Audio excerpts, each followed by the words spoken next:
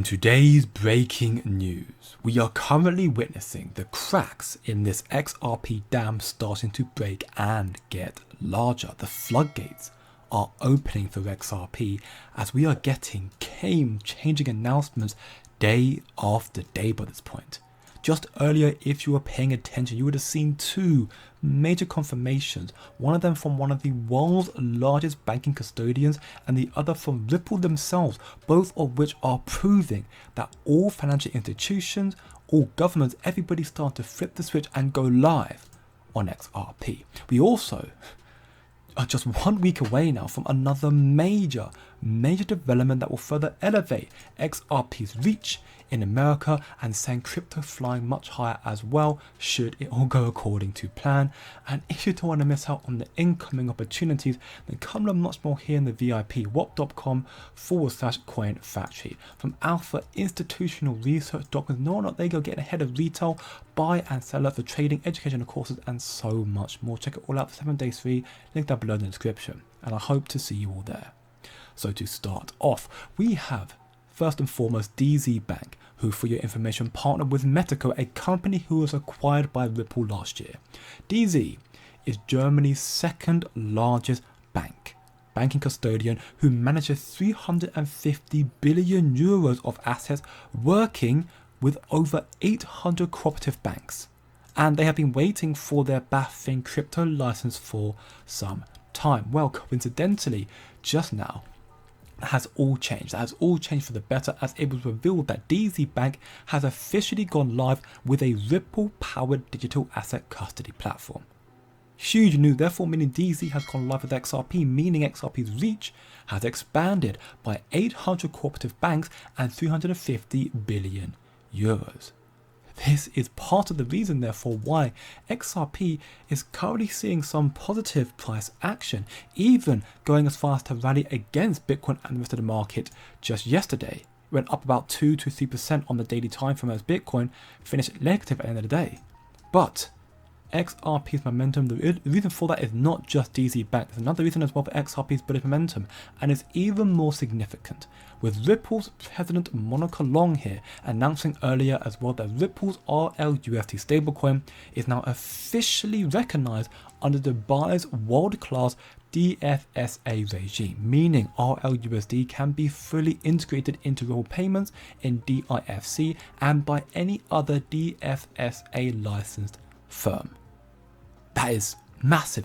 This level of authorization will give Ripple and XRP further reach, more volume, more demand, and therefore, in time, will increase the value of XRP once the use case really starts rolling.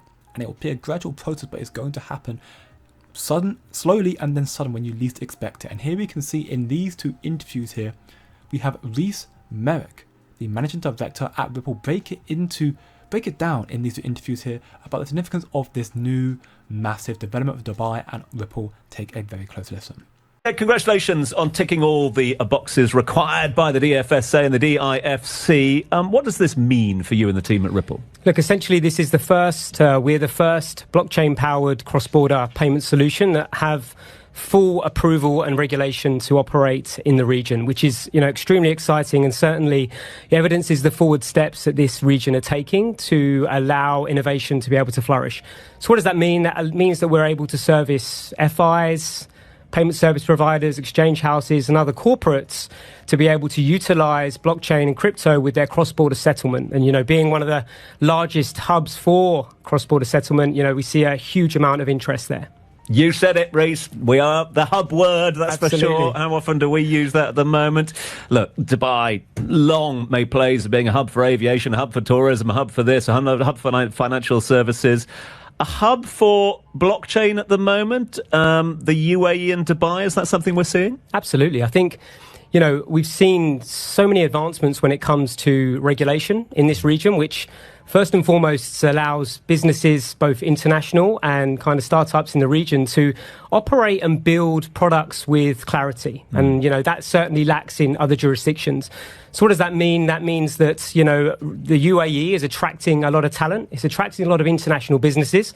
Ripple are a global business, but we're really planting the flag in the UAE because we have that level of support from top down in the region. How do you build that trust in such a, decentralized area such as blockchain? Look, I think Ripple have been in the market for a long time now. We're often viewed as the adult in the room as it comes to blockchain and crypto. And I think it's early engagement with regulators. I think the UAE is phenomenal because they open the doors to be able to provide an overview of what you're looking to do, how you're looking to do it. They want to learn, and they want to actually put a framework in place which allows businesses like Ripple to come here and build. Right.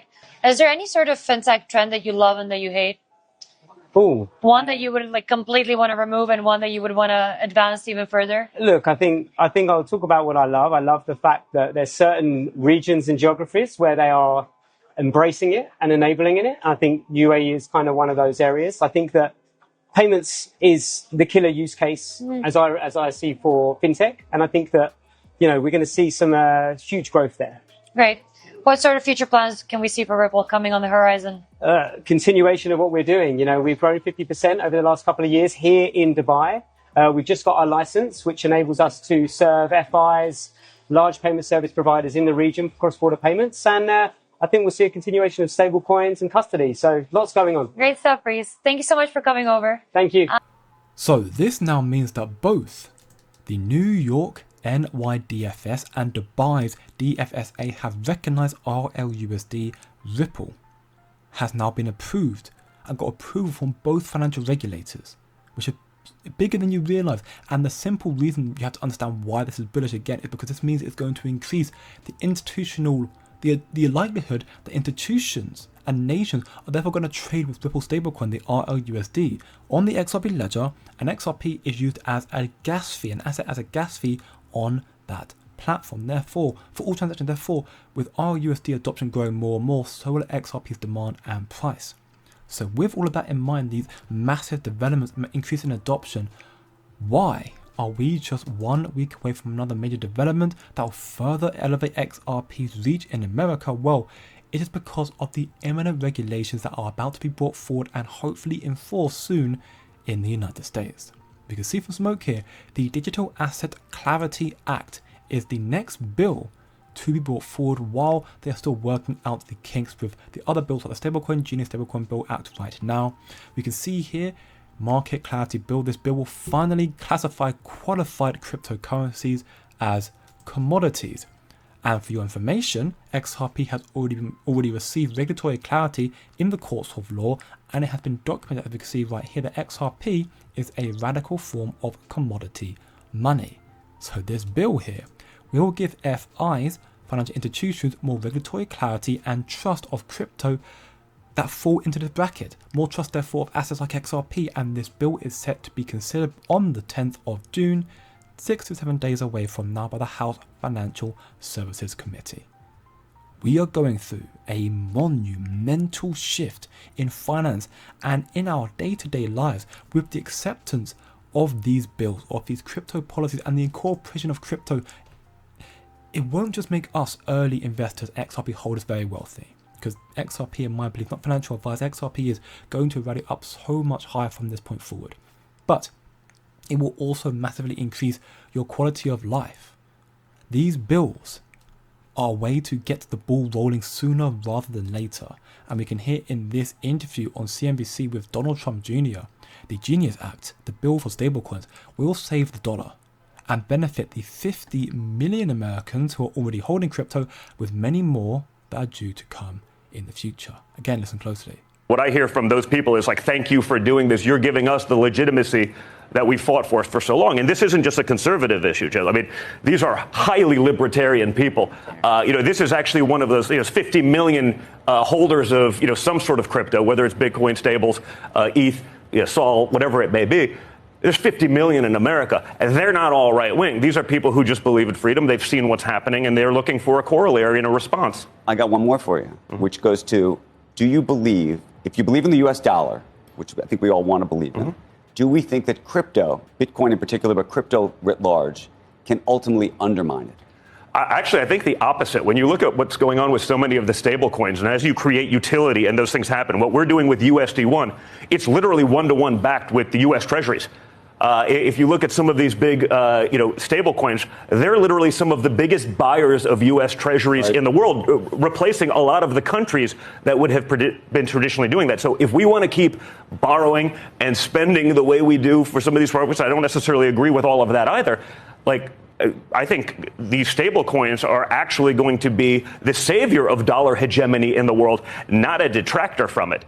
I think that goes without question. If you look at even companies like Tether, I think they're the fourth largest holder of U.S. Treasuries in the world. What we're going to do with USD1, I mean, this is billions and billions of dollars of treasuries that other countries who have not necessarily been good actors or who have taken advantage of those things over the years have said they're going to back away from to try to create their own kind of currency, to eliminate sort of, the petrodollar, whatever it may be. I think stablecoins could be the savior of U.S. currency. Two blockbuster announcements clearly showcasing the floodgates for XRP. For Ripple, they are opening and seemingly opening quickly. We're getting more and more developments almost every single day by this point. The expansion of Ripple, the adoption of Ripple, the demand of Ripple is reaching a whole new level. And in just 6 to 7 days' time, we may see similar developments once again, so buckle up, but as always, do your own research. Better still, come chill, chat, and learn more on the VIP to learn a lot more, get ahead of the game. And remember, don't look short term, think long term, and I'll see you in the next one.